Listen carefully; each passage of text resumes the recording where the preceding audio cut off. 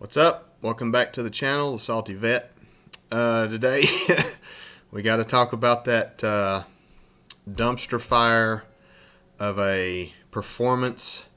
It was listed and called a debate, but we all know that the art of debate is dead, and if you need look no further than Tuesday night.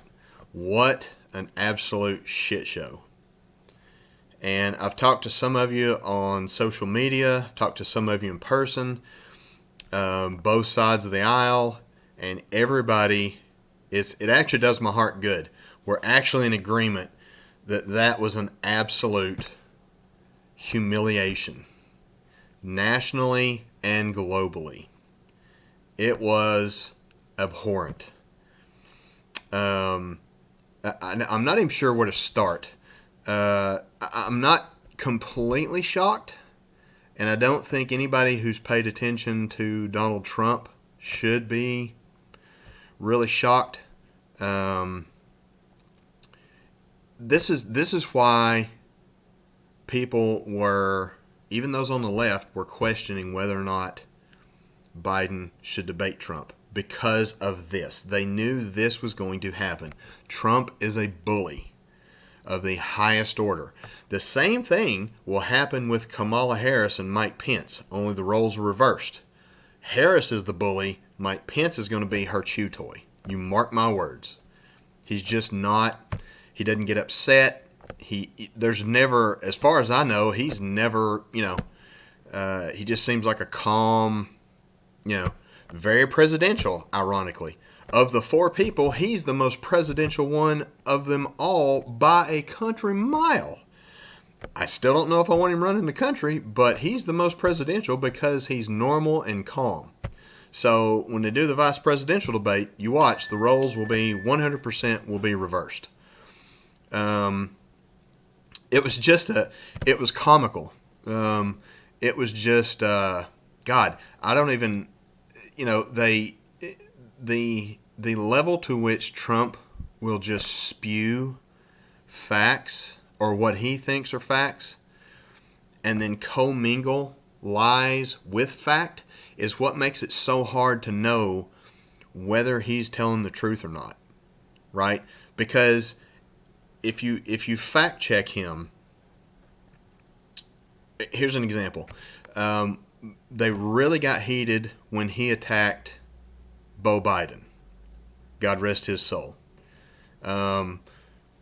Apparently, he was discharged from the military for substance abuse, which is not a dishonorable discharge. It's a medical discharge usually. Trump said he was dishonorably discharged from the military. Well, that's a half-truth or a half-lie, depending on which way. Yes, he was discharged, but it was not a dishonorable discharge. So, the guy had substance abuse problems. Everybody knows somebody who has substance abuse problems. Happens every day in the military. It's typically not, unless you do something while on a substance, that requires a dishonorable discharge. If you're just, trying to live your life, it's typically a medical discharge or an administrative discharge. So that's what makes following Trump so hard, is because he intermingles, just a nugget of truth, say 20% truth with 80% lie. And you really have to burrow down. God bless him. Chris Wallace, I felt sorry for that dude. Man, it was like trying to herd cats. So much so that the debate commission, who is in charge of these things, is pitching to both candidates a mute button on their mic. So when Trump starts in on Biden, and Biden did it a couple of times, but it was mainly Trump. When he starts in to interrupt him, they're going to cut his ass off. That will be awesome, and you should have done this a long time ago with every debate you do. Just cut them off.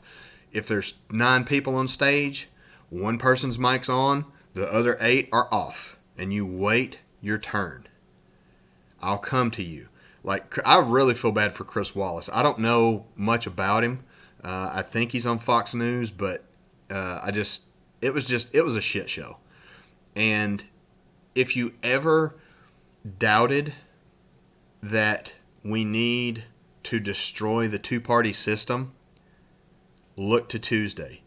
If there was any question in your mind, or you've ever asked yourself, because of Tuesday, I've asked it long before since, but Tuesday was just kind of driving the nail in the coffin.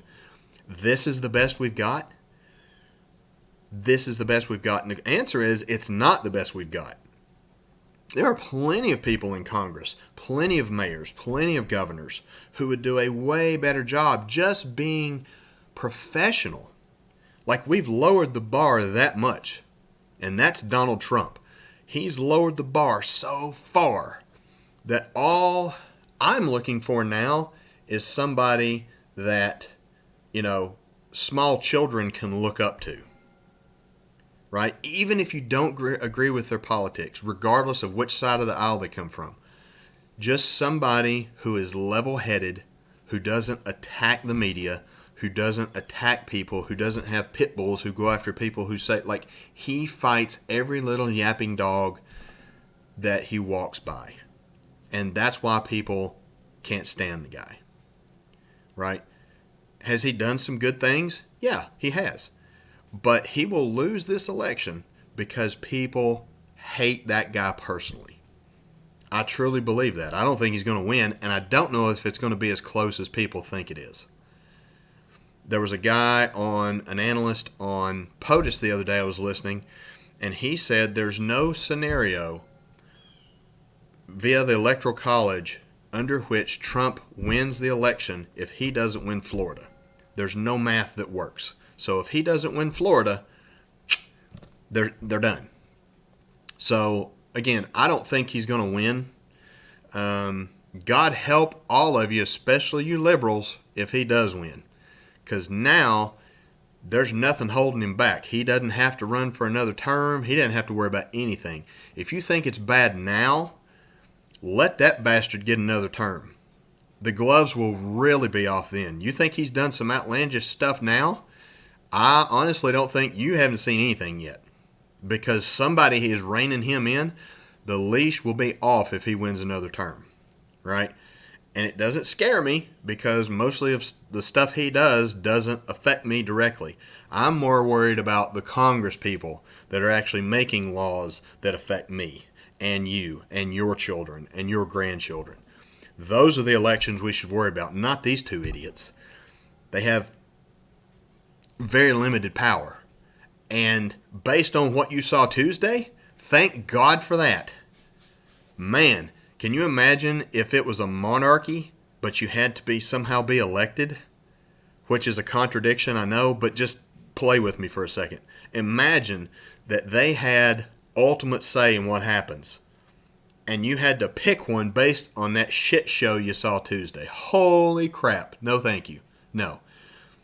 So, again, my mantras are, the two-party system is broken. I don't see how anybody could debate that at this point. Long before this, but certainly since Tuesday, I don't know how you could debate me on that point and have any kind of rational, logical argument. Jo Jorgensen should have been in that debate. Maybe a female would have calmed things down. Maybe. I don't know. But there's certainly, the two-party system is 100% destroyed and broken. So, hopefully, next video, there'll be a movie review, hopefully, because honestly, I'm tired of politics. So, y'all be safe, be cool, love one another. Peace.